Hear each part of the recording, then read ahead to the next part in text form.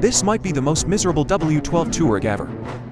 Half repair and left to rot. The engine was torn apart halfway and completely abandoned. The previous workshop turned it into a total, unfinished wreck. Over the next 15 days, watch how we bring it back from scrap to the road. Reassembly begins. First, ultrasonic cleaning for these worn-out parts. At the same time, we list missing components, find what's missing, replace what's needed.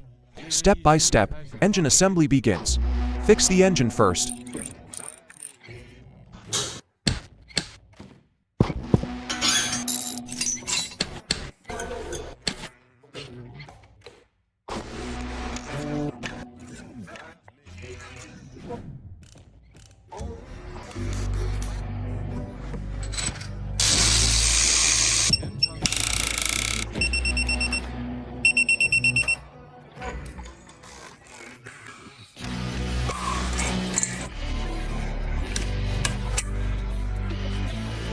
Only OEM parts are used.